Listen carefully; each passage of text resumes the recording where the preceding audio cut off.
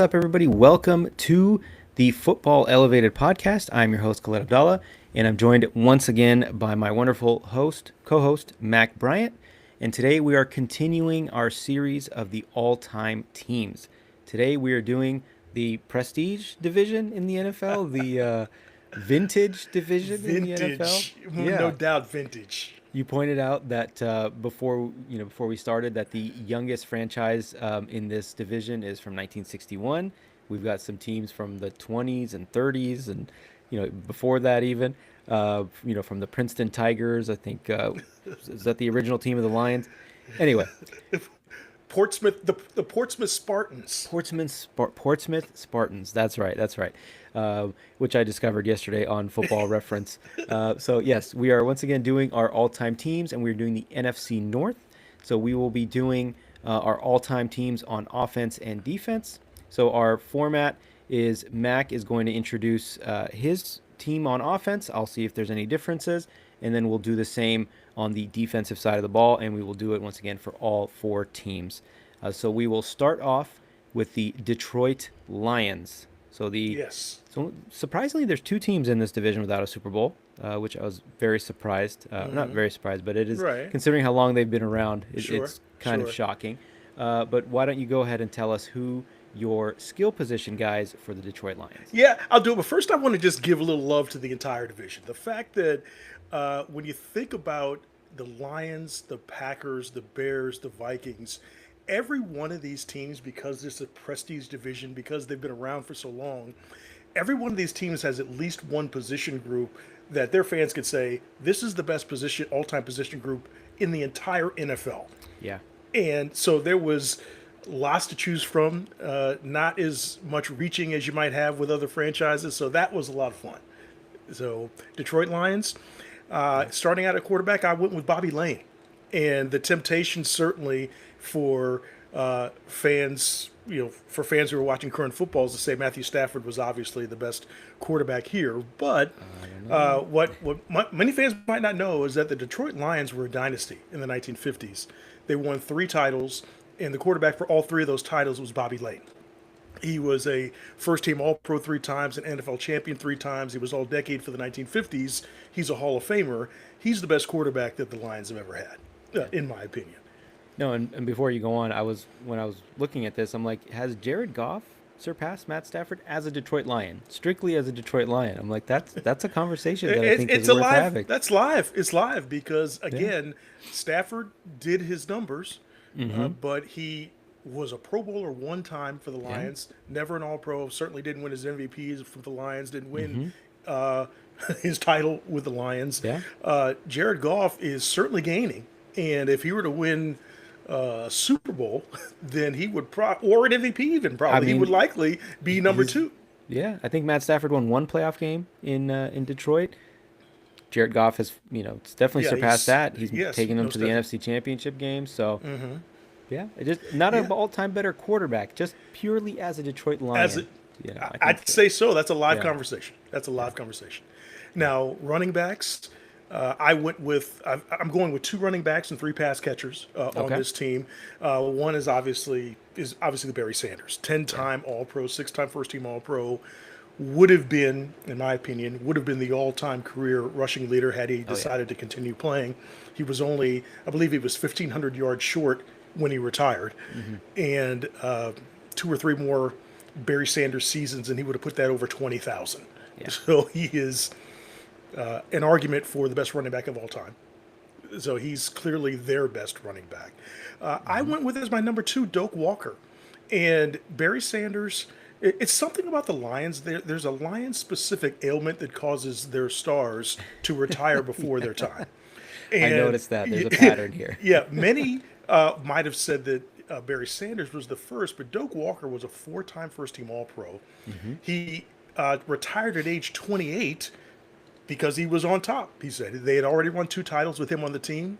He had business interests he wanted to pursue at 28 years old, and he quit playing. Well, he wasn't making all that much money. True. Played back then, so. Exactly. He's a Hall of Famer, and the college football fans will know that the best running back of each season gets the Doak Walker Award. So that's how good Doak Walker was as a college running back as well. Yeah. So my honorable mention is Billy Sims, who was an I amazing know. running back, Hard to who leave him off. was hard to leave him off, but he's at best running back three in my opinion on this team. Yeah. And then my pass catchers, of course, Megatron, Calvin Johnson, the single season all time leader in pass receptions. Has a goat The case, I think. Yeah, Goat case. he is certainly a Mount Rushmore case, no doubt about that. And then I went with Herman Moore on the other side, who was the second all time leading rusher and second all time leader in receiving yards for the franchise. And then I've got a tight end, Charlie Sanders, who was all decade for the 1970s and also a three-time All Pro. So the running backs for me, Barry Sanders and Doak Walker. The wide receivers, Calvin Johnson, Herman Moore, and then at tight end, Charlie Sanders. Yeah, I think we are 100% aligned here. There's not much room for debate, I think, with these five guys. Give Amon-Ra St. Brown another Yeah. decade. We'll see. See Yeah. if he catches up to Herman Moore. Maybe he can scoot him off the list, or maybe Charlie Sanders. Yeah. He is on a great pace, but I think far too early to tell. And then Billy Sam's, like I said, all-time great. The original number 20 in that Lions Not blue. not quite the original. No. Okay. They have a Hall of Fame defensive back who was also number 20 Okay. on this team. So the Lions. That's another thing that I love about this. They've retired obviously after Barry Sanders. They retired the number, but they have a Hall of Fame defensive back that we'll talk about who wore number 20. Yeah. Billy Sims wore number 20, and then Barry Sanders wore number 20, and then they retired. Love it. Love it. All right. So, yeah, we are aligned on the offensive skill, guys. So, what about your offensive line? My offensive line, here, there was a little, it wasn't as obvious here for me. Yeah. At center, I went with a more recent guy, Frank Ragnow, who was a three-time All-Pro. At guard, they're probably their best, for a full career, their best lineman in franchise history is Luke Kirkmer, who was a seven-time All-Pro, six-time first-team All-Pro. Played in that '50s period where they won all the titles, so he was there for then. At tackle, I have Penei Sewell, who's already a three-time first-team All-Pro, and then Lomas Brown, who's a long-time Lion and favorite of the franchise, seven-time Pro Bowler at tackle. And then at guard, I have someone named Harley Sewell. So Penei Sewell and Harley Sewell. Harley, he played No relation. yeah, no relation, right? He played on that same line as Kirkmer in the 1950s and was an All-Pro in 1957, which was the last season they won a championship. So those are my five: Sewell, Brown, Kirkmer, and Ragnow. Love it. And you had Penny Sewell at right tackle, right? Yes. Or, okay. Yeah, tackle. Yeah, tackle. Probably right to tackle. Keep Yeah, Lomas at left. That's where he's moving to left tackle, I believe, this season. But yeah, Right. that's where he won all his All Pros. So we had four of the same five. So Lomas Brown, Penny Sewell, my tackles. Center, Frank Ragnow, Lou Kriegmer as my right guard. And then at left guard, I had Kevin Glover, who played there from 85 to 97. One-time second-team All-Pro, three-time Pro Bowler as a center. But he did also play left guard for them. So it was like four really great players, and then the Yeah. fifth one, I was like, all right, I got to It kind was of plug and harder play. to find. Yeah. Yeah, I mean, Sewell's the original Sewell is a great choice because he didn't win those titles. But I'm like, let me try to find somebody that's a little bit more recent Fair. to fit another era of this team. But I mean, this skill positions, you can put them against just about anybody in the NFL. Yeah. Maybe not quarterback, but the skill guys, running backs and receivers. Oh, yeah, even yeah. tight end. You can they stack up compared to anybody else in the That's NFL. that's a strong group in it. You didn't have to reach it all really for the skill positions. You had it. Yeah. You had good multiple all pro players at every spot that you wanted. So Yeah. it was good. Hall of Fame guys. Yes. All right, on your defense, I did see on one of your posts when you posted the Rams defensive line, someone said that the Lions defensive line was kind of depressing. And then when I was looking at it, I'm like, I don't know where they got that thought from because it's a pretty good group. Well, it may be again with the Lions. This is a good group, and I love the four that I have. But is in terms of fans that are names that are very well known to fans, maybe not so much, right? Yeah. I mean, they're at defensive end. I went with Al Baker, and now Al Baker was the defensive rookie of the year in 1978. He had 23 sacks that year before sacks were an official stat. So everyone gives Myles Garrett, rightly, the credit for Yeah. breaking that record in this past season. But the first guy to sack 23 to sack 23 quarterbacks in a year after the time where we were counting sacks was Al Baker in Okay. 1978, Oh, and he did it in interesting. 16 games, not 17 games. That So matters. That that's matters. that's Al Baker is on one edge. Robert Porcher is my other edge, who's second all time in sacks for the franchise, 95 and a half sacks. But that's not a name that everybody knows. Yeah. Is Someone from Porcher. like my age, my era, I think late 30s, he's a name that you know from, Right, the right. early 2000s. I remember him for sure. He was Okay, a memorable okay. guy, but yeah, definitely not a household name by any Yeah, means. exactly. And then up the middle, everyone knows Ndamukong Suh, Yeah. four-time All-Pro with the Lions. To his, well, I mean, he's got no one to blame. But when you think about Ndamukong Suh, you think about dirty player, Yeah. right? I mean, Stomping on people. yeah, That kind of that's thing. part of his brand, and sadly, it's probably going to hurt him in terms of his long time and the way he's remembered, and possibly even getting into the Hall of Fame. Because I believe he's Okay. a five-time All-Pro in his entire career, four with the Lions, Yeah. one later on. And But it has a Super Bowl. Won a yeah, Super Bowl ring with the exactly. Bucks. Yeah. Yeah. But I think that's going to hurt him. The fact that he's a repeat offender when it comes to that sort of thing. And the first one, Yeah. I believe, was on Thanksgiving Day, so everybody saw it. Yeah, against the Packers. Yeah. Yes, exactly. And then It wasn't Alex, as bad as like Albert Hainsworth, but right, I right. think it But was on someone's he's arm, not their head. yeah. So, but But that's the thing. I mean, there's certain players that automatically that comes to mind when you think about the player, and sadly for him, he's one of those players that you think about the way he played the game as much as you think about how well he played the game. yeah, no, for sure, for Yeah, sure. and then Alex Karras is the other. And Okay. Alex Karras, he's a Hall of Famer. He's their franchise leader in sacks. He's an 8-time All-Pro. And this might be a little older than you. I mean, I'm older than you, so I have different memories. And Sure, sure. for fans of a certain age, he's not just Alex Karras, the football player. He is Alex Karras, the actor, who was the TV dad on Webster, named George Papadopoulos. And a pro wrestler apparently. And a He pro did wrestler. some pro wrestling. Yeah. So he's known to fans my age as an '80s TV star. We were Yeah. growing up in the '80s, so His yeah, that's story part of it. is just incredible. Like reading through his Wikipedia page, I'm like, this could literally only happen in a certain period of time. Can you imagine? I don't know, Aaron Donald or Yeah. whoever you think is the best defensive tackle in the Right, NFL, sure. taking a year off because he got suspended for gambling and saying, you know what I'm going to do?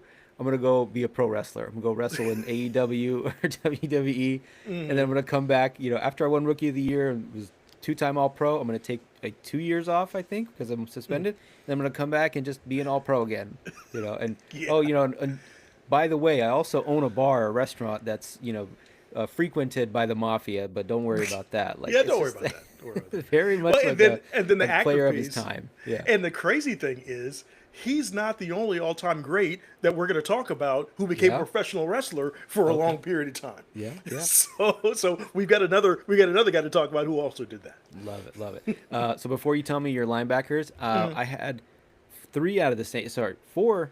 No, three out of the same four. I kind of finagled the position a little bit. So Sue, I know he did play D end in Tampa, I believe, in Miami, but I think he was a 3-4 D end. But I'm like, that's good enough for me. I'm going to play him as my strong side defensive end. I had Robert Porcher as my other end, and then my two tackles. So Alex Karras, the guy you mentioned, and then Yeah. Roger Brown. Sorry, Oh, okay. not Robert. So another 5-time All-Pro.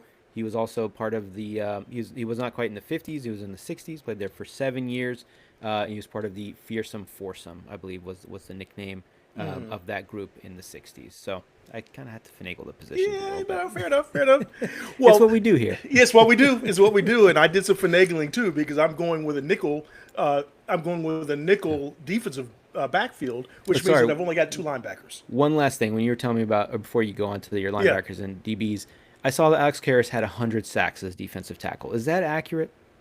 That's what they had on Football Reference. That's the I'm same like, number that I have is Okay, 100, okay. which is a big number for a tackle. yeah, Yeah, Yeah. exactly. And I was like, I don't know how accurate these are, but I'm Yeah. sure the guys at No, no, no. I Football mean, Reference did their if homework. Football So Reference is for me, that's the Bible. So if or yeah, that's the site of record. So yes, if Pro Football Reference says it, I don't question it. So yeah, 100 sacks as a defensive tackle, which is a ton of sacks.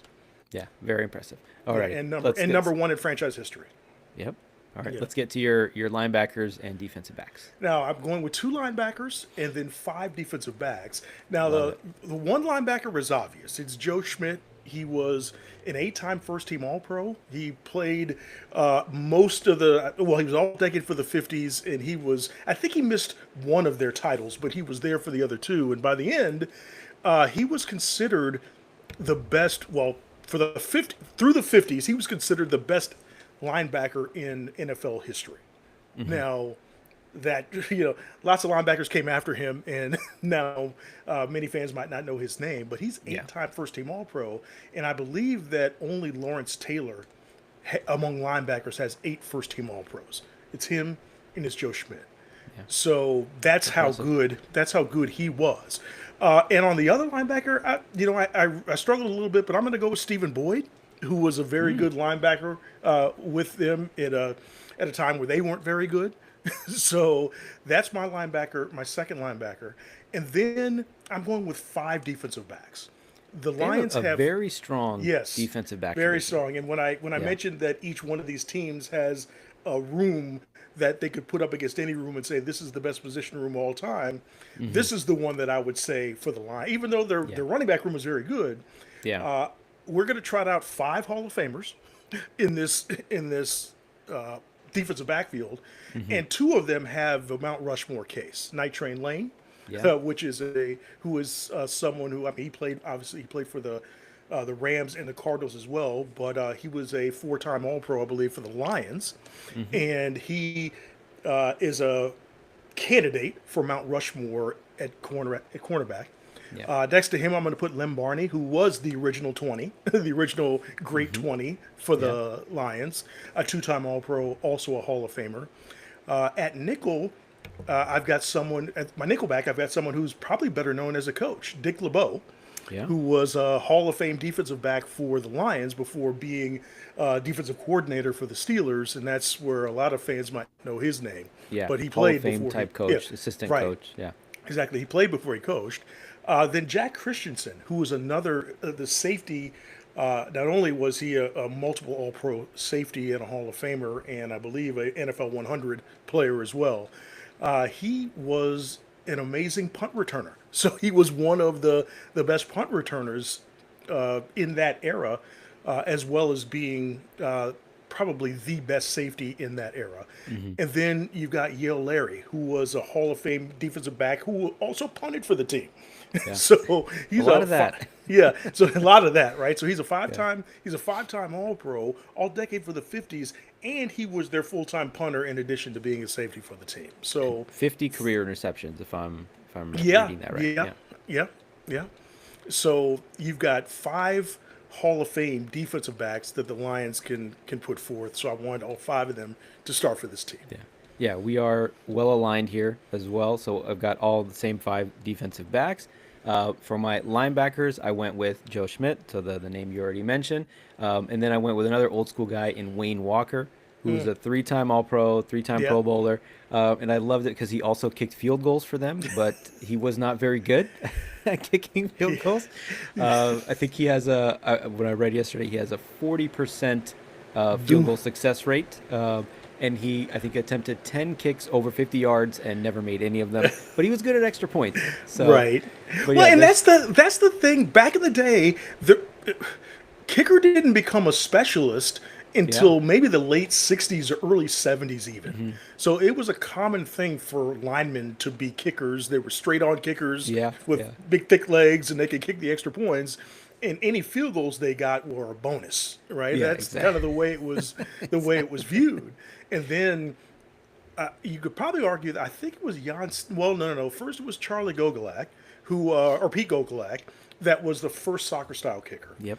And then Jan Stenerud was a soccer style kicker in the late '60s for the Chiefs who just took it to another level and became that much more accurate than everybody else. And by that point, now you're starting to see specialists, guys who only kick.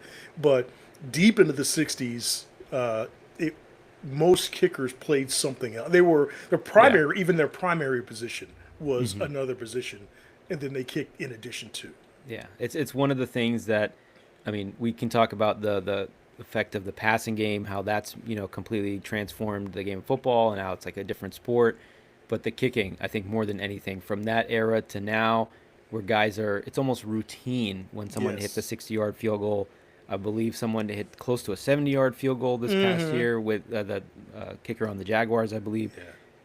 It's completely going to change the math of how Yeah. coaches approach the game of It football. has. It's just It has. it's crazy. And just like one more note on that. So Yeah. the one of the ways we remember the Bills and Scott Norwood is missing the field goal to not win the Super Bowl, right? To that was a 40 something, maybe a 45 or a 46-yard field goal. Yeah, And in that no era, chip that shot. was not a gimme. That I mean, now 46 is expected. That's like you miss Yeah. inside of 50, you've missed that's a bad miss today. But that was a that was a 50-50 proposition that he was lining up for in that era, and for him specifically that was kind of the edge of his range. So he's known as the GOAT, like he missed a kick that he was supposed to make, but that wasn't the case at the point where he attempted that kick. Yeah. And who was your coach for the Lions?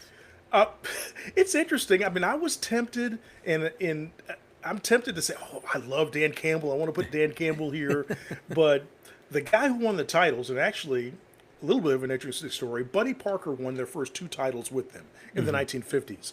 And he got so fed up with the meddling of the ownership that he quit right before the 1957 season and went to, or between the 56 and 57 season, and went to coach the Pittsburgh Steelers. And then the Lions won the title in 57 anyway, Yeah. without him being the coach. But he has two titles. He's got a 680, something like a 680 winning percentage with them. So I went with Buddy Parker. Love it. Love it. Alrighty. We ready to jump over to the Bears? Yes, let's do it. All right. So this time I will be introducing my players, and then Mac will let us know if he happened to pick anyone different. So again, we'll go by position group. So my all-time Bears quarterback is Sid Luckman. So he was there from 1939 to 1950. I think it's fair to say they might have the worst quarterback tradition in the NFL. Maybe the Jets.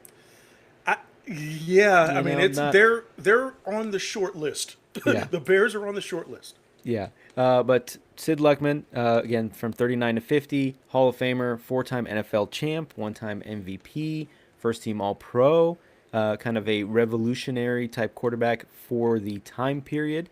But, I think Caleb Williams has a chance to dethrone him if he keeps going on 100%. this path. 100%.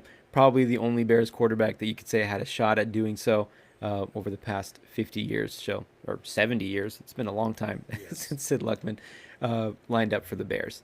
For my skill position, guys, I went with a kind of unorthodox formation because of the lack of pass catching weapons for the Bears. So I went with two running backs and a fullback. So Yep. for my running backs, I went with Walter Payton. Sweetness was the all-time leading rusher for a while until Emmitt Smith took over. People say he's the best running back of all time, and I can understand that. Suffered a lot on some bad teams, but thankfully did win his Super Bowl championship. Also an MVP, 8-time All-Pro between first and second team. And then my second running back, you can kind of these guys are interchangeable, I think, in terms of their greatness. Gale Sayers, so player who had his career cut short, played there from 65 to 71. Another Hall of Famer, 5-time All-Pro. Again, he only played 7 years, so it's impressive. 4-time Pro Bowler, great nickname, the Kansas Comet. Probably the best player out of Kansas ever, and just one of the most elusive, like electric runners. So they had two guys that were, for his team as like physical as the Bears is, to have two, not finesse runners, but right. Elusive runners. elusive, Yes. yeah, Yes. mercurial. And then for my fullback, I went with an old school name that I think a lot of people know because of the award named after him, and that is my fullback is Bronco Nagurski. incredible name. That's not even his nickname. I think that's just his name. That's just Yeah, it. just his name. Played there for 14 years, from 1930 to 1943, five-time All-Pro, Hall of Famer, and a member of the 1930s decade team. So, any changes in those four guys or that group? No, no, exactly the same four. I went with the full house backfield as well. Yeah. And Bronco Nagurski is another guy who paused his professional football career for 6 years and became a professional wrestler.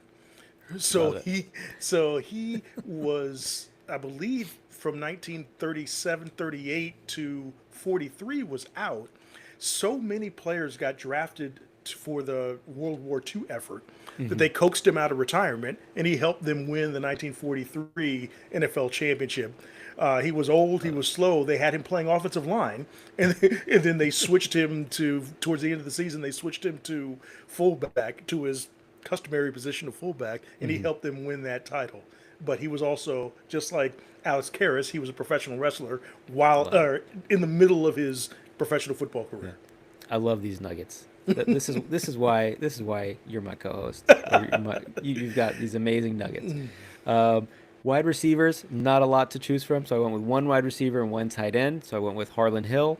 Played there from 54 to 61. Was an MVP, which is, you don't see a lot for a wide receiver. Three-time All-Pro and an incredible deep threat for the era. So one thing I noticed with a lot of these guys is you'll look at their raw numbers and you're like, wow, he only rushed for 600 yards. And then you're like, wait, this is a 12-game season. Yes. And then he'll have, Yes. 800 yards from scrimmage. And again, you'll be like, oh, that's nothing special, or, 4 or 5 touchdowns. Then you're like, oh, he only played 10 games out of a Yep. 12-game season or whatever it is. That's why he was the All-Pro. Sure. So you definitely need some context. But Mike Ditka, you don't think you need any Yeah. context for No. him. His No. numbers still held up until 2 years ago. I think Sam Laporta broke his rookie receiving record, and then Brock Bowers did it shortly after.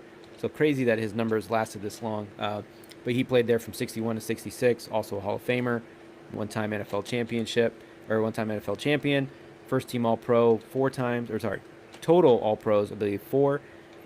And I think he's the slam dunk head coach choice for this team as well. Well, you know what? That's interesting. We'll get into that. Yeah, or we'll get to that. Or we can talk about it now if you want. No, let's Yeah, wait, yeah. because Okay, I all just right, want all to throw right. that in. But yeah, Okay. just an incredible player who, like, they say he kind of revolutionized the position. He turned the tight end into more of a downfield threat versus a possession guy.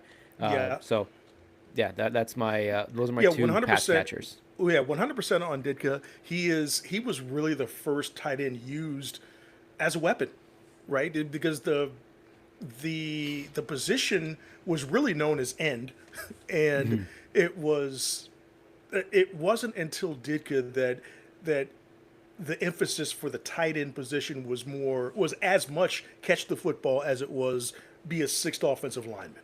So that was Ditka's doing. Rookie year, like you said, his rookie year was the record for 50 years Yeah, or more. it's crazy. Yeah, and still holds up as a great rookie season for a tight end. As wide receiver, I also went with one wide receiver. I chose Johnny Morris, who was a first-team All-Pro, who was the Triple Crown winner in 1964. So again, it kind of goes hand in hand. The poor quarterback tradition also lends itself to the poor Yeah. wide receiver tradition. The fact that he's their all-time leading receiver with 5,000 yards. That's like 3 good seasons for a wide receiver now. But he is still their all-time, I believe, their all-time leading receiver with that few yards. Yeah, and they've had some decent players in recent history. Brandon Marshall, I think, gets a shout here. Alshon Jeffrey wasn't there for that long. But, yeah, these guys Right. don't stick around for a long time in Chicago. Mushin Muhammad is another one you could probably throw in there. But they don't stay there Brandon long enough. Marshall played there. Yeah, I mean, yeah, there was a few guys, Yeah.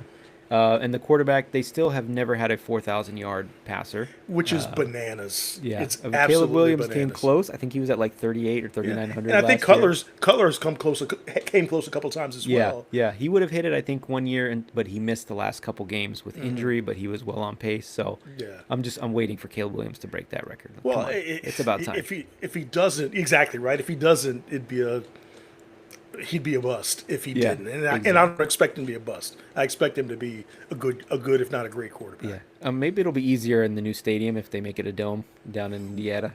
for sure, I'm sure for that'll sure. that'll make things a little bit easier to throw the ball around. Alrighty, for my offensive line, this was kind of tough. There was not too many clear winners, so you kind of have to parse through some of these. But for my tackles, I went with Jimbo Covert and Keith Van Horn, not Okay, the famous New Jersey Net, the Chicago Bear, Keith Van Horn. right, right. Uh, and then for my guards, I went with Danny Fortman, so old school name from the 30s, Yeah. and Stan Jones, a little less old school from the 50s. And then Bulldog Turner, who many say is the best offensive lineman in Bears history, played there from 40 to 52. He was part of that dynasty team Yeah. when they won a bunch of championships during that time period. I was trying to find place for Olin Kreutz, but he couldn't. I don't think he had enough accolades to knock any of these guys off for me. But Yeah. that is my Yeah. starting five. And I have this. I have four of the same five. Now, one of the things that was interesting about the Bears, they have 10 players in the Hall of Fame who are offensive linemen who played 50 or more games for the team. 10 of them. Only one of them played after 1962, and that's Jimbo Covert. Yeah. So you've got all of these Hall of Fame offensive linemen who were in the 20s, 30s, 40s, who were in the before there was even specialization, so they were playing offensive line with something else. Yeah. So Yeah. I've got Bulldog Turner and Fortman. Fortman is an NFL 100 player, so he's one of the top 100 according to the NFL. Stan Jones, Jimbo Covert, and I went with Link Lyman, who was a Hall of Famer from 1922. He played from 1922 to 1934. So again, it's almost not as fun Yeah. to pick guys from that era, but at the same time, they're in the Hall of Fame for a reason. So Yeah. let's give them their due. So we have four of the same. Link Lyman, the fifth, is different. Yeah, maybe this is a good time to have this conversation about what, like, how do you weigh some of these personal accolades from Yeah. that era when it was, there's 8 teams or 10 teams in the NFL? Like, how valuable is an NFL All-Pro at that Yeah. point when versus now, or even, when there was 28 teams or 30, Yeah. however many teams there I mean, might have it's a been before valid the merger. Right. You know? It's a valid conversation. I mean, the NFL had a long period where there were only 10 teams. Then you had the 60s where you had 10, 12 NFL teams and then another 10 AFL teams. Both sides are giving all pros. So you're kind of it's watered down in that way. You don't have Yeah. all of the best players in the same league. I think Pro Football Reference has a little discount factor that they use. They count Oh, do they? an Okay. AFL Pro Bowl is, or excuse me, an AFL All Pro is not a full All Pro for their math when they're doing things like they've got this measure called what's it called, Yeah, the approximate value. Yeah. Yeah, where they try to. Yeah, it's a great idea where they Oh, try it's beautiful. to Yeah. put a numerical value on how good a player was, so that it can be compared across different positions and different eras. They try as well, but it's definitely a discount factor, right? I mean, yeah, Yeah. and you wouldn't be wrong to say that an All Pro today is worth two in Yeah. 1960 For or sure. before. Yeah. It wouldn't be wrong to say that, because obviously you're competing against twice the number of players and Or three twice times. or more, yeah, or three times the number of Yeah. teams. So to be the first or second best player in 2025 means something entirely different than being the first or second best player in 1963, especially Yeah. if you did that in a 10-team AFL or a 12-team NFL. Yeah, yeah, and I think both of us, we're definitely not the ones that will discount, historical achievements. I think we always look at things in context, and that's what matters. It's the Yes. historical context. If you have 800 yards receiving in 1960, that's worth, I don't know, 1,800 in Yes. 2024 or 2025, Exactly. whatever it is. Yes, yes. So this is kind of the opposite, but it's still worth. You were still the best of that era. And that's Yes. what matters. Maybe Yes. it hurts your long-term GOAT case, but that's all subjective anyway. But objectively, at that time, you were the best player at your position, Yeah. and it's not like we can put you in a time machine and compare you to other eras. Exactly. So that's really Yeah. what matters. Well, and that's the thing is like you I have so much respect for that, right? And that's still, unfortunately, that's the best way we have to compare Hmm. players across eras is all Yeah. pros, because an all pro means the same thing in 1960. I mean, you might weight them differently, but what they're awarding means the same thing in 1960 as 2025. 100%. It 100%. is the best player at that position. So Yeah. that's my starting point always for when starting to compare across eras. Yeah. For sure. For sure. Alrighty. Let's talk about the Bears defense. I mean, this was tough. Oh my This goodness. was Oh my goodness. I did a little for some finagling. I'm just positions. gonna let you know I did a little finagling. Oh, absolutely. You kind of have to, right? Because the defensive backs was a little iffy there. Yeah, yeah. So I went with a sort of unorthodox formation. I went with a 4-4. So four linebacker, I four love four it. defensive line, four linebackers. The You know front this. eight will get him and you won't have to worry about it. Yeah, exactly. You could have me and you could be back there playing defensive Yeah, back. It exactly. wouldn't matter. So for my four defensive linemen, I went for my ends. I went with Richard Dent and Doug Atkins. So my Richard Dent, uh, I've heard he's not a very nice guy. I hadn't heard that, but I guess, That's the unfortunately, reputation. the era, Yeah. I'm not shocked. But yeah, he's a Hall of Famer, 124 sacks, 124 and a half sacks, four-time All-Pro, Super Bowl MVP. Doug Atkins, little old school from the 50s and 60s, also Hall of Famer, NFL champ, super athletic guy. He kind of was an outlier in terms of his size and speed for that era, so he stands Yep. out. For my defensive tackle, I went with Dan Hampton, played there from 79 to 90.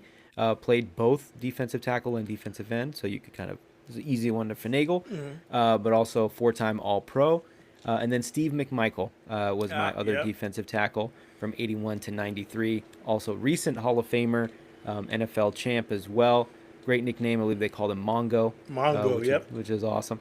Uh, any changes for you on that defensive line? Yes, I went with a front seven, Okay. and I did a little finagling. Okay. So Okay. so I've got Dent, I've got Dan Hampton, I've got Doug Atkins, Okay. another NFL 100 player. But so my edges are Atkins and Dent. I have Hampton inside, but I put Bill George inside. Oh. And the reason Okay. I did that, Bill George is known to, if you know Bill George at all, you know him as a linebacker. Probably. He is sometimes credited as the first middle linebacker. But the reason why that came about is because he was playing in a five-man front in an era where passing was starting to take over, and in defense or offense was starting to take advantage of the middle of the field. So he almost spontaneously started dropping back from his nose tackle position because he had the skill set to be able to do that and play the middle, and it became an effective middle linebacker position. But Wow. he started his career as what they called middle guard, the nose tackle. So he Hmm. was a two-time All-Pro, first-team All-Pro at middle guard, and then a six-time first-team All-Pro at middle linebacker. Love it. But I Love it. put him in as middle guard because I needed Yeah. I needed space for the linebackers. Yeah. so So so a little finagle. we kind of had the same idea, right? I guess he could drop down. They could Yeah. do a five-man front, which I believe is called the Bear front. So it works out. That's the Bears defense. So my linebackers, there's probably you could have picked seven guys here, maybe eight. I don't know. There's just they probably compared to like the Steelers, they probably have the best linebacker group all time. You know, in terms of depth Sure. and just pure star power. So Yeah. a lot of these are middle linebackers, so I just went with linebacker. Yeah, I just didn't feel the linebacker. need to, yeah, you know, you could throw. So I got Mike Singletary, 81 to 92, Hall of Famer, Defensive Player of the Year twice. That's a very impressive, very rare Yes. achievement. Yes. Very few guys. I think only two or three other guys in NFL history have done that. Eight-time All-Pro, 10-time Pro Bowler. Next to him, I have Dick Butkus, so the original monster of the Midway, Hall of Famer as well, eight-time All-Pro, eight-time Pro Bowler, and then I went with Bill George as my other linebacker, and then Brian Urlacher, so one of the more recent Yes. players on this list, so not too many of those. Also a Hall of Famer, you know, multi-time All-Pro. He was one of the guys that I think helped revolutionize that middle linebacker position from being, you know, 260 pounds with a giant Yeah. neck roll, and I'm gonna, you know, to the guy that's chasing your tight end down the field, or covering your slot receiver 40 yards downfield.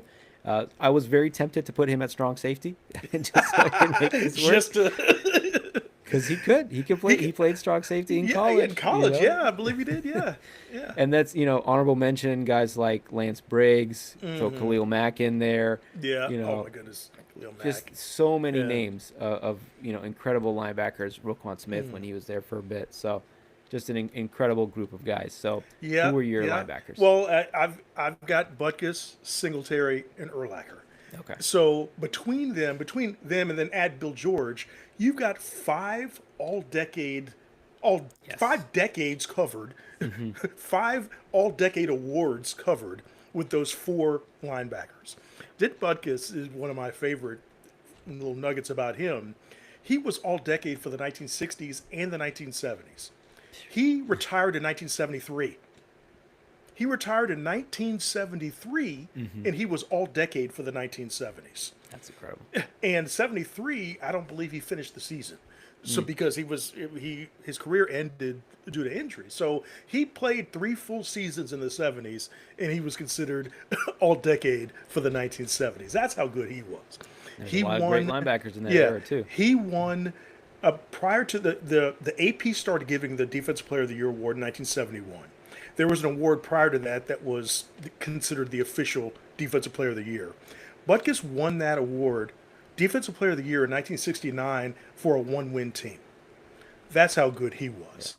Just unbelievable. He rises above the rest. I think Yes, if you had to pick one guy from this group, it's probably Butkus. But got to be. there's so much Yeah. talent in this group. I hope they don't start retiring linebacker numbers because they'll run out of numbers. They'll run out of. They won't have any 50s if, Yeah, if they exactly. start doing that. Alrighty, and then my defensive backs, I only had room for three. So I went with Charles Tillman, the Peanut Punch. So again, Peanut one of the punch. more recent players here. Played there from 2003 to 2014. One-time first-team All-Pro, but he has an incredible record of forcing 44 fumbles with that Peanut Punch. Yeah. The other corner, I went with Richie Pettibon. Played there from 59 to 68. Three-time All-Pro. He played primarily strong safety, but a little bit of cornerback as well, so I had to finagle it a little bit. He's second on the team in career interceptions. And then my free safety, I went with the career leader in interceptions for the Bears, and that's Gary Fensick. Also Super Bowl champ, was on that 85 team. First team All-Pro, two-time Pro Bowler. But yeah, not much to choose from the defensive Yeah. backs, which I was Yeah. surprised by. Yeah, it was hard. I have the same three that you have. I went with at the other corner. I went with Darnell Wolford, who was their Okay. second, number 4 all time in franchise history in interceptions, number 2 among corners. So I'm like, okay, I need a corner. Sadly, I mean, it was basically give him his respect as one of the Yeah. best corners in Bears franchise history. But when you compare this group to the front 7 or front 8, Yeah. it's not the same. Exactly. But like Not we the said, same. I don't think it matters too much Yeah, at that point. not the same. Yeah. With the front 7 or front 8 that we've got lined up. And then for my head coach, I went with Mike Ditka. I know there's Okay. some disagreement here, Well, possibly. no, not disagreement. I think that I'm going to reinforce your point Okay. and say that I would pick Ditka too, but the knee-jerk reaction from many fans is that it's got to be Hallis. Hallis has 318 wins. He's got to be the guy. But when you think about when those wins were accumulated, he had. I went and did the math. He did 100. He had 168 wins prior to integration. His first win was against, I think, Moline Universal Tractor, who was not an NFL team. In the first Yeah. season of the NFL, you didn't have to be an NFL team to play other NFL teams, and all of those games counted on the record. Yeah. So when you compare his post-segregation record to Ditka's post-segregation record, Ditka has 106 wins in 11 seasons in a title in a fully integrated league. Yeah. Hallis's integration stats: 150 wins in 20 seasons, 2 It's not titles, great. 7.5 wins per season. So it is. If you want to say Hallis, if you want to say the respect should be given to the number of wins, then I mean I see the argument. I just don't agree with the Yeah. argument. Okay. And then in terms of Ditka has a legit, even with all of the Hallis's wins, Ditka has a more than legitimate case to be considered the best coach in this franchise's history. So I'm Yeah. with you, Mike Yeah, Ditka. absolutely. To me, He's a it's player like coach. a He's gonna play tight end and coach the team. yeah. It's similar like John Madden, where he wasn't there for that long, but he was, it's not like he was there for 20, 30 years, like some of these other guys that we've seen in Yeah, NFL history. But when he was there, the winning culture, won a title, and I yeah. think did enough to be considered the best coach in that franchise's history. Agreed. Agreed. Agreed. Alrighty. Moving on to the Green Bay Packers. So before we start with the Packers, I think it's interesting that this is one of the teams where you could probably build a 22-man roster from guys that played like before 1960. Yep. Is, Or well, in the '60s. or in the 60s, Yeah, yeah. right. I don't know if Some you could do before it that. completely. Yeah, I don't know if you could do it completely prior to 1960, Yeah, but you yeah. could certainly, if you counted like from 20 to 60, you Yeah. could do it. Yeah, Exactly, exactly. and not include. Yeah, you'd only be your glaring omissions would be at wide receiver and at quarterback if you did that, but you could still do it. Yeah, You could still that's do it. exactly. I love it. It's Yes, just this was a lot of fun. This team was lots a of lot of fun. fun to put Lots of together. fun. Alrighty, so let's hear your quarterback and skill Yeah. position So for the Green Bay let's Packers. let's pause for a minute to talk about the quarterback room on this team. Yes. Quarterback three on this team either has 5 titles or a title and 3 MVPs consecutively, or a title and 4 MVPs. One of those men is the third best quarterback in franchise history, between Bart Starr Yep. and Brett Favre and Aaron Rodgers. So if you're talking about who is quarterback one, you got 2 tracks, right? You've got the winning track. If you say winning is the most important, then it's obviously Bart Starr. Yeah. If you say numbers are the most important, then to me that's Aaron Rodgers, the most efficient quarterback of all time, 4 MVPs and a title. Yeah. So that to me kind of puts Favre at quarterback 3, no matter what, Yeah. because I he's think not so. he doesn't win the most titles and he doesn't have the best numbers. So then Threw you're just a talking ton of about interceptions yeah. for his era. For yes, for any his era, era. he is when we talk about, and not that I'm trying to knock Brett Favre, but when we talk about unbreakable records, his career interception record is maybe one of the safest records that we have. It's a great way to put it. It's such a funny way to put it. The safest. Because there's just no scenario where a quarterback will be allowed to throw over 300 interceptions anymore. Allowed to is the Yeah, perfect way to put it. 'Cause allowed to. I yeah. mean, I just think about you, just the throwing 20 or even 15 interceptions in in a year is just wildly unacceptable these days, and you'd have to do that for 20 seasons to start to approach him, and you're still not there. I believe he's got 336 Yeah. interceptions. And He's number the 2 on that list, gunslinger for a reason, Number right? 2, yeah, and number 2 on that list was George Blanda, who piled up bunches of interceptions in the AFL in the '60s when that's what they did, Yeah, right? so I mean, he had routine to throw 20 yeah, interceptions. It was yeah, no big exactly. deal. Yeah. So now you're talking about who you got. Do you have Bart Starr, the winning, or do you have Aaron Rodgers, the efficiency? And every fiber in my being wants to say Bart Starr, Okay. but I'm going to go Aaron Rodgers because what Aaron Rodgers did was truly the efficiency, the level of skill, all of that in this era is special. Now, I want to give the old school guy credit. I want to say, but I feel like those teams were also so good Yeah. that As we'll see. yeah, I feel The like list. that other people may, no disrespect to Bart Starr. I don't want to disrespect Bart Starr, but I think that that system was so good that there may have been other players that could have thrived in that system as well. Yeah. So I'm going Aaron Rodgers, grudgingly, grudgingly, but going with Aaron Rodgers there. Yeah. Before you do your skill, Yeah. guys, Yeah. I went with Aaron Rodgers as well. To me, I mean, obviously, I never watched Bart Starr play, but I've been watching football for a decent amount of time, and to me, he is the most talented quarterback of all time. He combines all the elusiveness and the athleticism that we see with Patrick Mahomes, maybe not Yep. quite Lamar Jackson level, but very close in terms Yep. of the elusiveness and the extending the plays.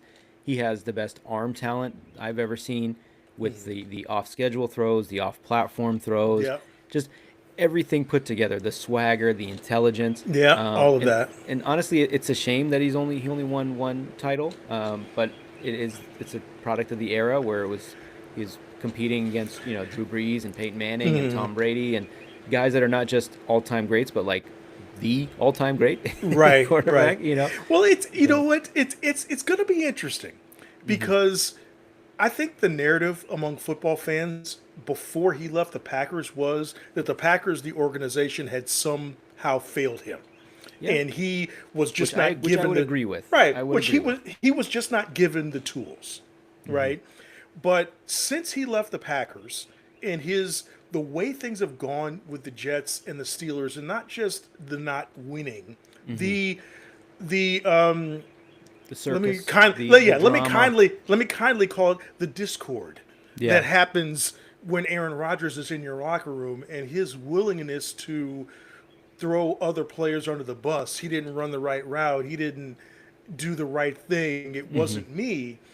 Well, I'm wondering if that will ever make people revisit the history there and say one Yeah. of the skill sets as we talk about his off-platform throws and his arm talent and evasiveness, one of the skill sets of an NFL quarterback is leadership ability.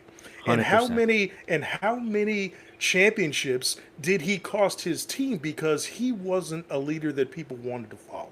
Yeah. I'm It's a wondering good if point. yeah, I'm wondering because I think if he had retired as he was leaving the Packers, we would have never seen any of that, or it might have never became public. Yeah, it But started to trickle out a bit his right, last right, couple years exactly. there, but I Yeah, think he was more exactly. agitating to leave, and things weren't going so great. Right, They had a couple right. playoff disappointments against like San Francisco and Tampa, Yeah, some weird play calls by LaFleur. So yeah, it was starting to exactly. trickle out, but it wasn't the full Aaron Right, Rodgers exactly. experience Right. that we've gotten in Pittsburgh and The New York. full experience. And now Yeah. I think that that at least some fans will say it wasn't completely on the Packers, and I'm going to hold Aaron Rodgers accountable for those failures, if you want to call them that, in winning because he one of the things that we think about when we think about the all-time great quarterbacks, we think about Brady, we think about Manning, we think about Montana, we think about Bart Starr, we think about Unitas. These are leaders. Yeah. These are people who put themselves behind the team, put the team first, right? Tom Brady is famous for sacrificing his money to let other people get paid, right? I mean, what's the difference between 20 and 30 and 40 million? I want a team around me, right? Yeah. Bart Starr was the consummate winner. Joe Montana, the consummate winner. I mean, they're Peyton Manning. Nobody worked harder than him. He was, he had guys that weren't necessarily superstar physical talents, and he made Yeah. them into superstars. I mean, so making other guys better. That's what a leader, that's what a quarterback is known for, and that's not at all what Aaron Rodgers is known for. Yeah. He's I known think for what he does by yeah. himself. Yeah, I think it's just like anything else. There's truth to both sides, right? Where there definitely is some of those issues where I'm sure behind the scenes he wasn't the most pleasant person to deal with all the time. But there's also like an easy stat to point to. It's like during his tenure in Green Bay, they never spent a first round pick on a pass catcher.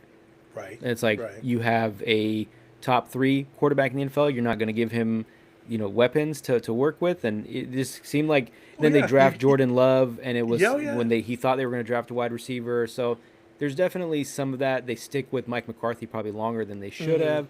So there's, it's because I think it's a very unique situation in the modern NFL where they have like that they don't have a single owner that he could go to and Right. complain to Sure. about, the Sure. current state of things. Or, Right. they're not really attracting the top free agents because it's Green Bay.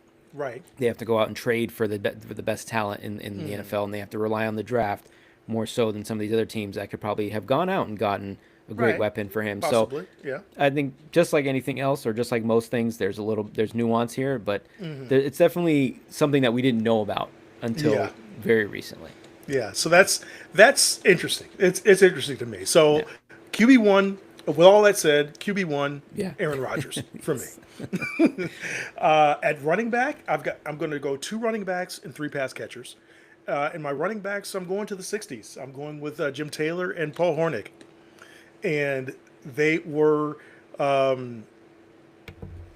the MVPs in Mm-hmm. 1961 and 1962, MVPs of the league. Paul Hornig was, we talked about it earlier, he was also the kicker for the team.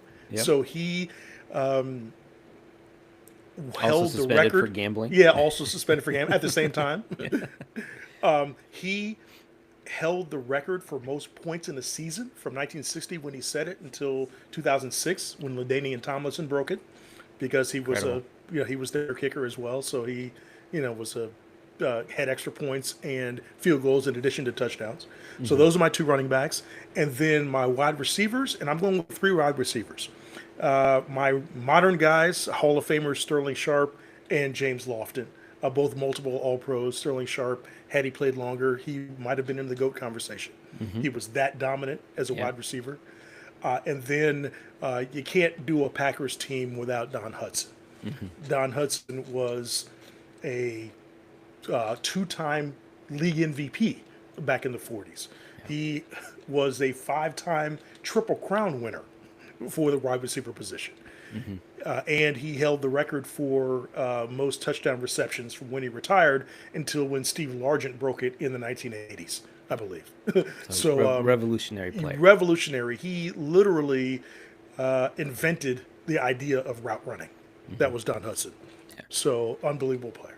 Yeah, so we actually had the same 5, but this was very hard for me. We'll say. So Jim Taylor, my first running back, that's kind of a slam dunk. The second one was Paul Horning. I had to like really look deeply at this, and I was like, okay, he was the one that came to mind when I was like, okay, I need to look at this in context because in I think his MVP season, he only had something like 6 or 700 yards from scrimmage. So I'm like, this is not that impressive. But Right. then again, you look, it's a 12-game season. He had a bunch of touchdowns. He's also kicking.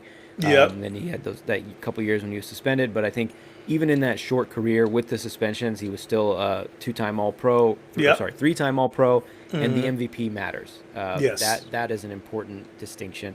So for my wide receivers, same thing. It was Don Hudson, James Lofton, and Sterling Sharp. I really was debating between Horning and Devontae Adams. As That's fair. That's my fair. fifth skill position guy. And I'm like, Devontae, maybe if he had that, because he did have the one other first team All Pro, but that was with the Raiders. So maybe if he had one more in Right. Green Bay, it would have been enough. But I feel like his prime in Green Bay wasn't that long. He Right. had kind of a slow start to his career.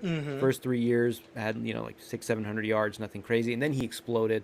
But Yeah. again, that was a very short time. He's still chucking now. He's still one of the best route runners in the NFL. I think he had double-digit touchdowns last year. Again. Yeah. But he achieved a lot of great things, outside of Green Bay. So Sure. that was my not so much in New York, but he was great. Something for us to know. watch as football fans. Devontae Adams is Chris Carter, I believe, is 4th all time in receiving touchdowns with 130, and I want to say Devontae has like 117. Yeah, He not may far behind. he may end up this if he has another year this coming year like he did last season, he's going to be top 4 all time in receiving touchdowns. Yeah. And then, I mean, he's in my mind, he's already a Hall of Famer, but now he's starting to push into a different weight class if Yeah. he starts to do that. Yeah, and he has a skill set that I think translates well to a little older age. It's more quickness and route running Yep. versus, explosiveness. He's not Sure. really deep threat anymore. Sure, sure. So even if he's kind of you're just trucking along, like doing these mercenary deals like someone like DeAndre Hopkins has been doing recently. Right, It's kind of like the right. pass rushers. They used to be the mercenaries. Now I feel like it's the older wide receivers. They Old bounce wide around. receivers, yep. Yeah, give me 8 games with Kyler Murray. Sure, I'll go play with Lamar Jackson in Baltimore and catch 5 touchdowns or whatever it is. So Yeah. I feel like he can extend his career quite a bit Yeah, doing that. agreed, So. agreed. So my offensive line, I went with. Well, I mean, I guess I touched every era here. So Yeah. I've got Jim Ringo as my center, who was well. First of all, let me back up. I've got 4 Hall of Famers out of the 5.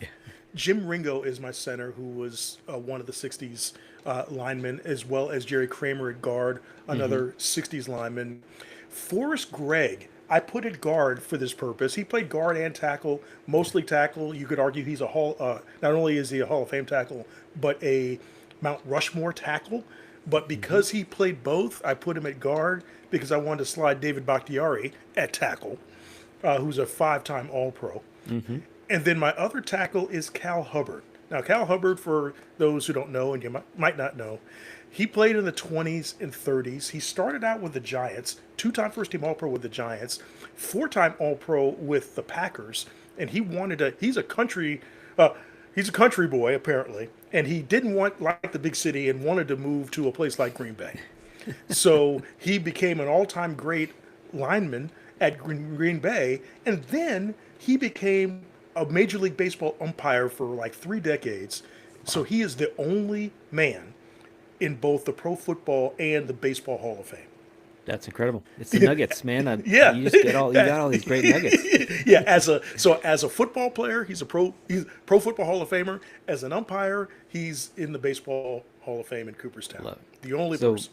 we actually went 5 for 5. So Oh, nice. no changes here. So like you said, all eras, from the 20s up to the I think he last played in 23 for Bakhtiari, but great player. Career probably cut a little bit short because of injuries, but I think for a while, like he famously like didn't play on artificial fields, or so. But yeah, and a great player who was there for 10 years and had an incredible peak.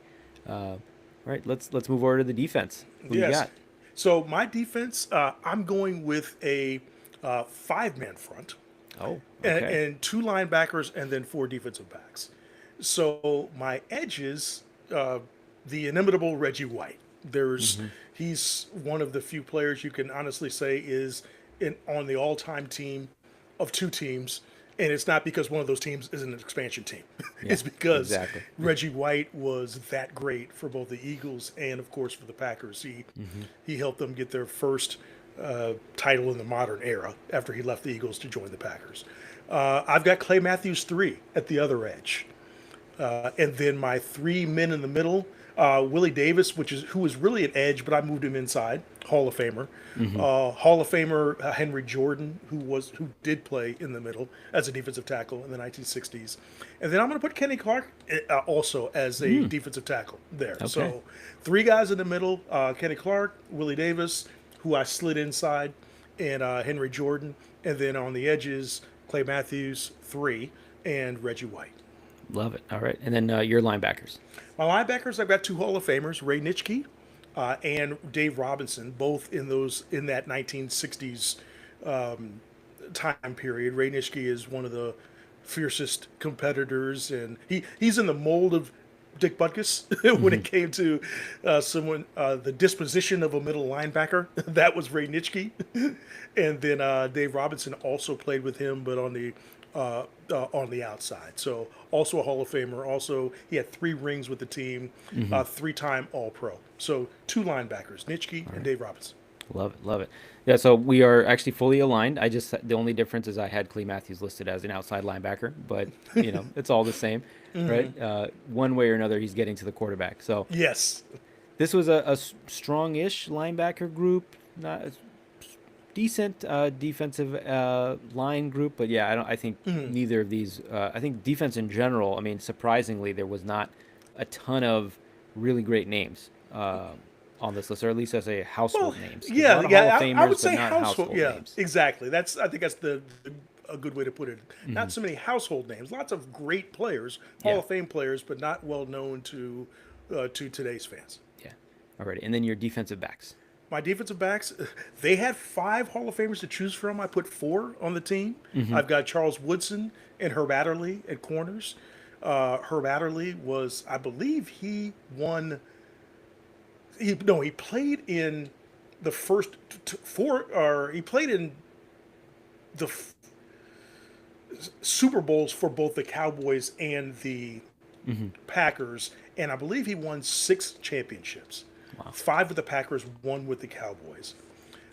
So those are my corners, Woodson and Adderley, and then I've got Willie Wood, who's a Hall of Famer, multiple-time All-Pro, and Leroy Butler, same thing, as my safeties. And Okay. then Bobby Dillon, who was also I believe, a 1950s and 60s, maybe 50s defensive back, also a Hall of Famer. He's honorable mention for me. Yeah. So I think what's cool about this defense is that there's two guys that are on two all-time teams very comfortably in Charles Woodson and Yeah. Reggie White. Uh, so I think that's an cool distinction Yes. because we don't see a lot of that. I think maybe Night Train Lane from the Lions. I think he was on my all-time Cardinals team. I believe he was on Right. yours as well. But Yes. Yes. that's a pretty rare feat because usually, if you have a great career with one team, you're probably in the twilight of your career on another. But it kind of hurt my heart to put Charles Woodson here. It always hurt me to see him in green and yellow. He was Yeah. my favorite player as a Yeah. kid, watching him on the Raiders. So, but I'm glad he came back. He had his little cameo at the end. Sure. I believe Sure. he was an All-Pro or at least a Pro Bowler Yeah. in Yeah. his last year He there. was a good So, player for the Raiders in his second stint there. yeah, as a safety, of course, he had Yes. to Yeah. he had to reinvent himself. But yeah, we had the same four as well: Charles Woodson, Okay. Herb Adderley, Leroy Butler, and Willie Wood. So touching all eras. Leroy Butler Yes. was just an incredible player in an era where they were pretty good in the early '90s, and then kind of fell off a bit, I think, in the late '90s. But Right. and I believe he's credited with being the creator of the Lambeau Leap. Yes, you can't mention his name without saying that. Yeah. He is credited with being the first Lambeau leaper. Yeah, that alone should get him a place on this Exactly. list. And it's cool that it was like an all-time great. It wasn't just like some random no-name guy Yeah, that yeah, invented that it. is cool. Yes, So I love yes. it, love it. Alrighty, and then who's your head coach? There's no question here. Vince Lombardi, 5 titles, nine wins in 10 playoff games. I believe over a 700 winning percentage with the team. He's just the damn trophy has his name on it. so there's no other question. There's no other coach here. Yeah, exactly. Love it. All right. Let's move over to the Minnesota Vikings. So this Yes. time again, I will be introducing my team. Okay. There was some names here. Whew. Yeah, I tell you what. Let me just for the Vikings. You could argue. Well, certainly they have the best all-time team for a franchise who's never won a Super Bowl. I don't Oh. know that that's even a question. Absolutely. Yeah. They have an argument for best all-time team, period. No, I Yes. mean, they certainly have. When I look at it, they have one, two. Well, they've got 2 rooms here that you could argue this is the best room of any team, of any all-time team, period. Hey, Two Mac, of your, them. your camera's off. I'm not sure if you. Huh. I don't know why, because I can see myself. Heads up, new recording track. Yeah, I'm not sure what to do. You can't see me? No, I can't see you. You've been frozen for me for like the last 10 minutes. Oh, no. But you're just hearing my voice? Yes. Okay.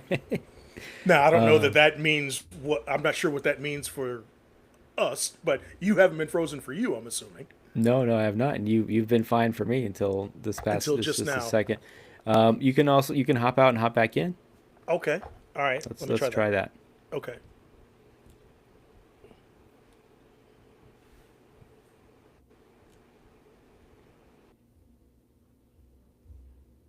It's the beauty of live TV.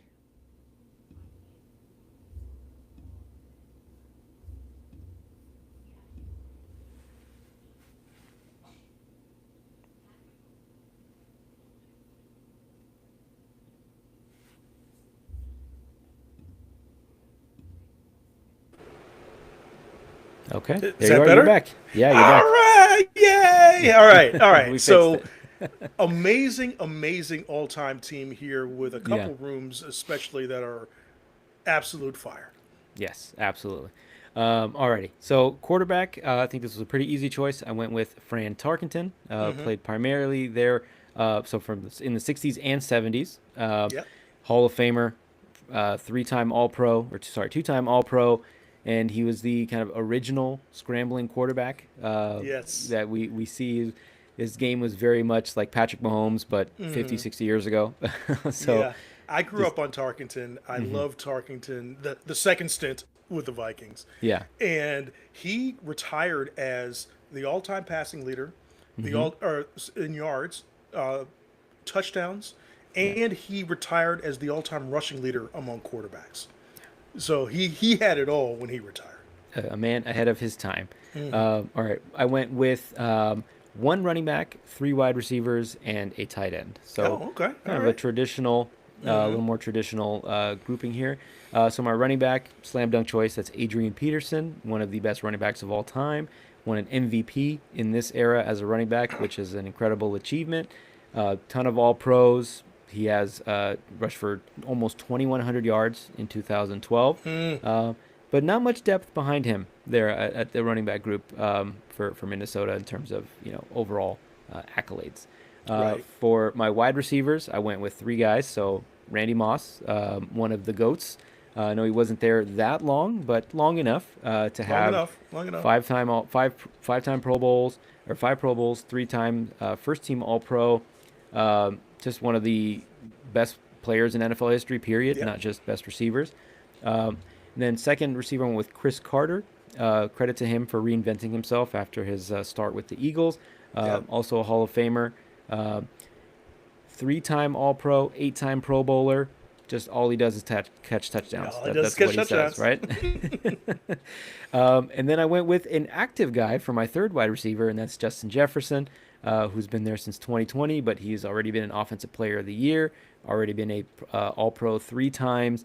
I know it's very early to call, but I think he's already getting fitted for a gold jacket, and just one of the best players in this era, and his numbers stack up. Obviously, in context, he Yep. is just an incredible player all around. And then for my tight end, I went with Steve Jordan. Played there from '82 to '94. Not an All Pro, but a six-time Pro Bowler. In an era where alternates weren't really a thing as much as they are now. So Right. that's a That's a real notable. achievement. Yeah. Yeah, exactly. Had 6,300 career yards, which is for a tight end. That is excellent. Again, in that era, in the early '80s to the mid '90s. So, who did you have for your skill guys? That's an Steve Jordan's an excellent choice. I didn't go with him just because I went with two running backs and three Okay, wide receivers. So we have exactly the same three wide receivers: Moss, Carter, Justin Jefferson. But my running back two is Chuck Foreman. Chuck Foreman was a three-time All-Pro. He played for the Vikings in the '70s when they were really good and just falling short. Three-time All-Pro. He finished second in MVP vote, or not, excuse me. He finished in the top five in MVP voting twice. He was an amazing running back. He was the Offensive Rookie of the Year in 1973 as well. So he's my running back too. And then I went with the three wide receivers and no tight end at all. But otherwise, we're the same. yeah, very very well aligned.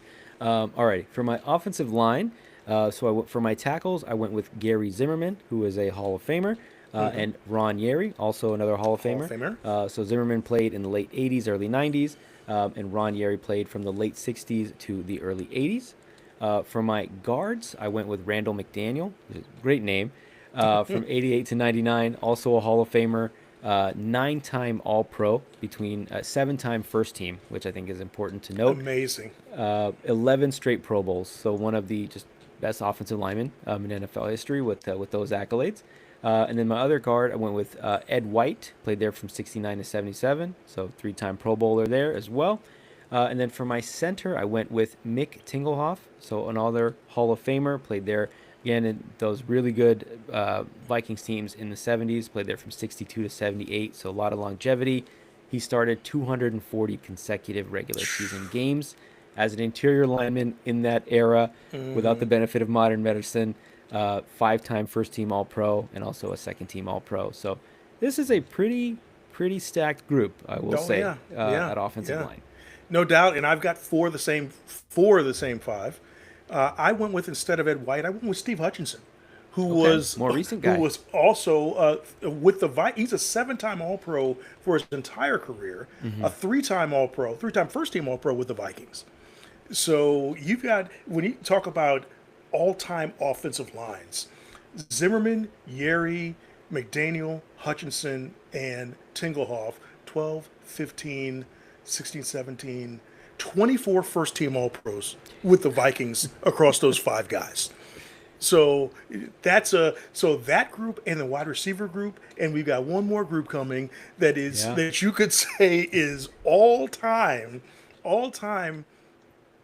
position room for that you could match up against any team in the NFL. Yeah. I mean, the running back, it's a little top heavy, Yeah, but you put, yeah, again, it's not that deep, but you put AP yeah, against just about anybody in the yeah. NFL, and then Exactly, France Harkington exactly. for his era, one of the all-time greats. Such a strong team. Such Oh a yeah. strong team. And then defense. Whew. On defensive line, this was very hard. I mean, just finagle upon finagle for me. Yeah, exactly, exactly. So I went with a five-man front Yep. for the defensive line. It seems like you did as well. For my edges, I went with Jared Allen, uh, one of my favorite players to watch during his peak. Yep. It's rare that you see a guy of his caliber moving teams, but it happened when he went from Kansas City to Sure. to Minnesota. In the season that he had 22 sacks, I don't understand how he did not win Defensive Player of the Year. I had to look back. I'm like, I know Terrell Suggs won it, but I'm like, I maybe just it was a team award Yeah. because he's on the Ravens. But Yeah. That might have been anyway, it. yeah. But he's a Hall of Famer, three-time first-team All-Pro, just with the Vikings. Not counting his time in Right. Kansas City, I believe in Carolina as well. I bounced around a bit, but he had 85 and a half sacks in 6 years in Minnesota. My other defensive end, I went with Carl Eller. Uh, Played there from 64 to 78. Also a Hall of Famer, seven-time All-Pro, one of the Purple People Eaters. Just one of my favorite nicknames. Just One rolls of the off the best tongue. position group names there is. Yeah. Love it. And then for my two defensive tackles, so again, I had three guys on the interior. I went with John Randall, undersized, just an absolute bulldog of a pass rusher. He's kind of Aaron Donald before Aaron Donald with the interior pass rush as an undersized guy. I think he was like 6'1", 280, 290 maybe. That's what he Yeah. was listed at. Also a Hall of Famer.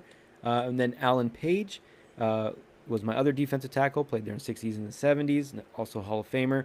Defensive Player of the Year, Mount Rushmore type guy, I think, as an Mount Rushmore interior as a defensive tackle. lineman.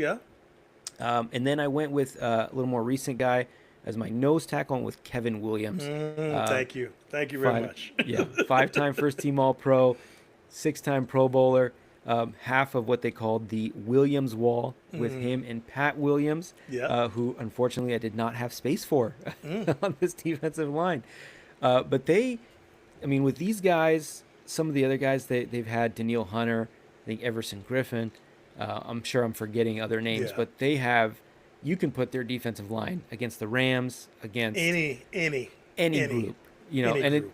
even just guys from the 70s Steelers. alone. Just, Steelers, I mean, yeah, I don't, I don't know. I can't imagine. I don't know a better defensive line group than this one because yeah, the depth is insane. Like I have Jared Allen as an honorable mention on mine.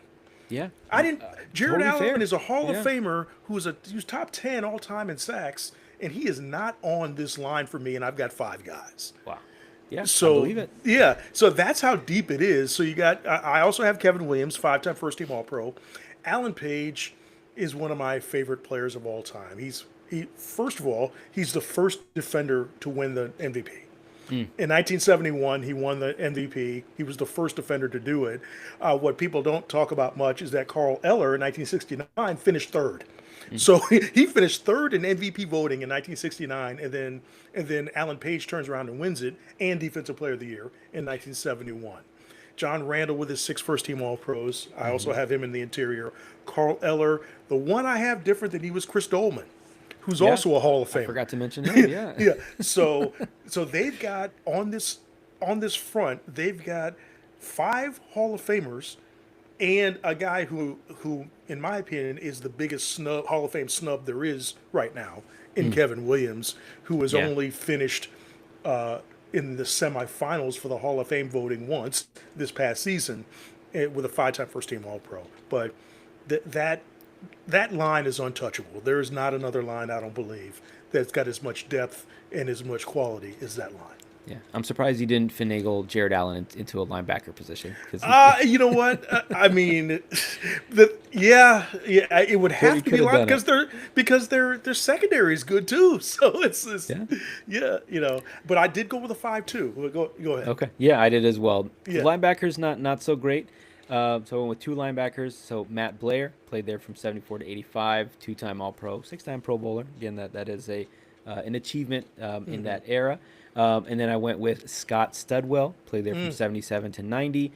He is the leading tackler in franchise history. I know the tackle stats aren't the most reliable, Yeah, just and from era to era. yeah, and that's the thing. Yeah. It's the same thing as sacks. I guess we don't talk about it as much, but tackle stats are, I think, only from maybe the '80s or late '80s, early '90s forward. So we don't know how many tackles Jack Lambert had, for Yeah. example. Yeah, Exactly. Not the most reliable stat, but I mean, yeah. when you have I think close to 2,000 tackles, that's Oh yeah, quite no, an no, achievement. yeah, You no played there doubt, for no doubt, 14 years. no doubt, no Um, doubt. so did you have the same linebackers? No, I had Matt Blair, but then I have Jeff Seaman, who Okay. played alongside. He was their middle linebacker in the '70s. Played alongside Matt Blair and was also a four-time Pro Bowler. So for me, Matt Blair and Jeff Seaman. Yeah, I had Eric Kendricks as an honorable mention, and he was really good for them. I think he had one All-Pro season for them, but wasn't there for that long. And then the defensive backs went with four defensive backs. So my corners, I went with Bobby Bryant, played there from 67 to 80, two-time Pro Bowler, 51 career interceptions. Then with a more recent guy for my other corner, in Xavier Rhodes, who was an first-team All-Pro, three-time Pro Bowler, really physical corner in this era, and I think he stands out even in an era with some strong defensive backs. And then I went with Paul Krause as my free safety, who is the NFL's all-time career leader with 81 interceptions, just an absolutely bonkers number. Yes. Considering, I mean, he played for a decent amount of time, but not like 30 years or something. But he's a Hall of Famer, four-time All-Pro, eight-time Pro Bowler. And then for my strong safety, I went with Harrison Smith, so another more recent guy who I believe just recently retired. Right. But two-time All-Pro, six-time Pro Bowler, and just one of the great players in the modern NFL. Yeah, in terms of those interceptions, I love the Paul Krause. It's interesting that Paul Krause and Harrison Smith are for the same franchise. Yeah, Paul Krause, 81 career interceptions. Harrison Smith, before he retired, he was the active leader in interceptions with 36. yeah, The active career leader in interceptions with 36, Paul Krause had 81. That's how much the game has changed. So that's another record. Like Favre's interception record will never be broken. Neither will Paul Krause's. No one's going to get 81 interceptions. yeah. Because They guys just aren't don't get throwing enough. 20, Yeah, 30 interceptions. no, you don't get enough opportunities, so it's Yeah. just not going to happen. So I actually we have got two different here. I've got Okay. Bobby Bryant. I went with Carl Lee as my other corner. He's a three-time Pro Bowler. He was a first-team All-Pro one time. So I've got him as my other corner. Paul Krause, of course, but then the other safety, and this is Harrison Smith. I've learned from my couple of years here on social media that Harrison Smith fan base is it's a diehard fan base. Yeah. So they're going to be mad when I say that Joey Browner is ahead of Okay. him. He's a four-time All-Pro. He was, I think he's a Hall of Fame snub, and actually he's got a better Hall of Fame case, in my opinion, than Harrison Smith does. I know the crux of his case, Harrison Smith's case, is the number of interceptions and the number of sacks. He's got the combination of the two is rare. Like maybe two or three guys have as many sacks and interceptions at defensive back that Harrison Like a Smith Troy does. Polamalu Yeah, type numbers. With yeah, that, yeah. He's often compared to Troy because he's got more. I believe he might have more interceptions and sacks than Troy, but Troy obviously was a defensive player of the year. Troy was a at least four-time first-team All-Pro and maybe a six-time All-Pro, something like that. He's got accolades. He's got more accolades than Harrison Smith, but Joey Browner was an amazing player in that '80s time frame, and it's stunning to me that he's not getting more Hall of Fame consideration. Yeah. So Absolutely. I've got him as my safety, safety 2, let's say. So that puts Harrison Smith as an honorable mention. Yeah. And again, no disrespect to Harrison Smith. I think that Krause and Browner were better. All right. And then head coach Bud Grant. I think Bud it's Grant, a yeah. pretty easy choice. But no conversation there. Yeah. Just all-time great head coach. And then I think recently they showed him at like that ice bowl game, the recent ice bowl game, and it was like 9 degrees out or something, and You know what? he walked out Yes. in a polo shirt. And I love, you know what? It's a topic for another podcast. But so all of these teams are giving away their home field advantage by building domes in cold weather places. And I love the fact that the Bills refused to do that. They said, look, part of our home field advantage is people don't like to play in this. And we can play in this. We've got an outdoor stadium.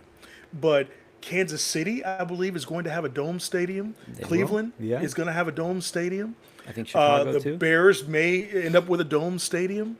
And one of Bud Grant's things was, I mean, he didn't allow his players to have heaters on the sidelines. He's like, that was part of those 60s and 70s teams that were amazing, that had this great home field advantage. Part of that home field advantage was the toughness that they conveyed by playing in this cold weather when nobody else wanted to. And one of the things I hate for Vikings fans is that they won the NFL championship in 1969. But it doesn't count as an NFL championship because the Super Bowl was played after that. They went on to lose Super Bowl IV, right?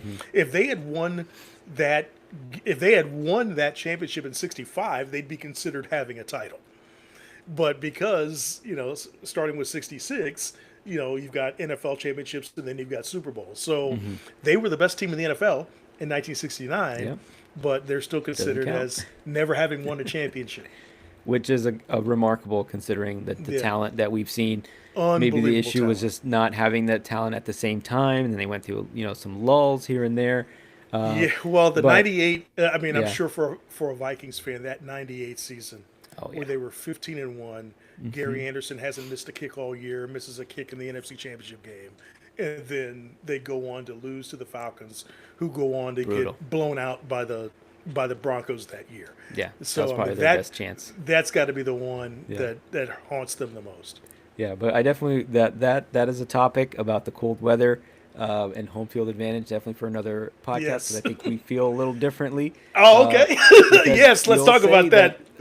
I'll just touch on it quickly. That you say that the other teams don't want to play in that cold up in Buffalo. I don't think the Buffalo Bills want to play in that cold weather either.